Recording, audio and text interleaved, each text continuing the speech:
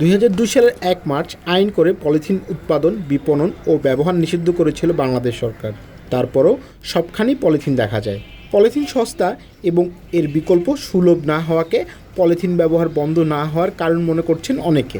রাজধানীর অন্যতম প্রধান পাইকারি কাঁচা বাজার কারওয়ান বাজার।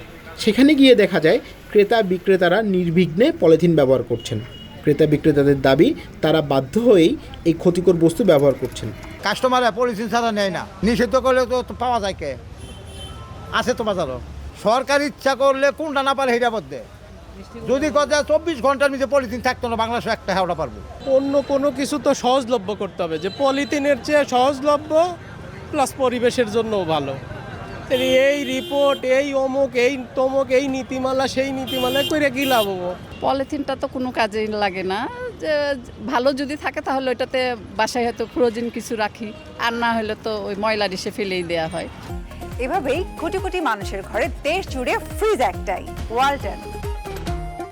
পরিবেশ অধিদপ্তর বলছে, চলতি বছরের মে মাসে 23টি অভিযানের মাধ্যমে জব্দ করা হয়েছে 4279 কেজি পলিথিন। পলিথিন শপিং ব্যাগের যে উৎপাদন, ব্যবহার, বাজারজাতকরণ, এগুলি সবই নিষিদ্ধ। কিন্তু আসলে বাংলাদেশের মানুষের পলিথিনের বিকল্প এখনও সেভাবে মানুষের কাছে পৌঁছায় নাই। সিনথেটিক জিনিসগুলো থেকে সরকার ফিরে আসার অনেকগুলো কার্যক্রম নিয়েছে। তার মধ্যে পাটের ব্যবহারটাকে আমরা আরও বেশি, যাতে পাটের ব্যবহার আসে, তাহলে অটোমেটিক্যালি, এবং পাটের যে আজকাল যে ব্যাগগুলো আসছে সেগুলো কিন্তু দেখতেও সুন্দর। তো দেখা যাচ্ছে যে যদি এই সচেতনতা প্লাস এই যে ব্যবহারের মাল্টি ইয়ারটা আসে যদি, তাহলে কিন্তু তখন আস্তে আস্তে কমে যাবে। পাশাপাশি তো আমাদের এনফোর্সমেন্ট কার্যক্রম আছেই। তারপর আপনি জানেন, আমরা কিছু কিছু এলাকায় একদম প্লাস্টিক ব্যবহার বা সিঙ্গেল ইউজ প্লাস্টিক ব্যবহার বন্ধ করে দিয়েছি। যদিও অভিযোগ আছে, পলিথিন রোধে সরকার দীর্ঘস্থায়ী ও কার্যকর পদক্ষেপ নিচ্ছে না।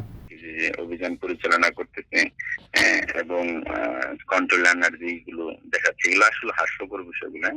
আপনার বাজারে গেলে আমরা প্রতিনিয়ত দেখতে পাবো যে এটা আসলে হাস্যকর, কারণ হচ্ছে খুব প্রয়োজন ছাড়াও অপ্রয়োজনীয় পলিথিন দিচ্ছে একজন দোকানদার, তার ক্রেতাকে।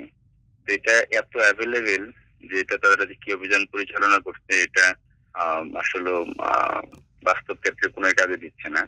আমার মনে হয় সবচেয়ে বড় যে বিষয়টা সেটা হচ্ছে পলিথিনের মতো একটা বিষয়ে যদি এর বিকল্প না দেওয়া যায় মার্কেটে, তো সেইখানে আসলে খুব বেশি কাজ করবে না। যেমন একজন মানুষ মাস্ক কিনলে সেটা আসলে কিভাবে নিয়ে আসবে, কিংবা স্পেসিফিক যদি করে দেওয়া হয় কোন কোন পণ্যের ক্ষেত্রে পলিথিন ব্যবহার করা যাবে এবং কোন কোন পণ্যের ক্ষেত্রে পলিথিন ব্যবহার করা যাবে না, প্ল্যান করে সুনির্দিষ্টভাবে এর অ্যাকশনে যেতে হবে।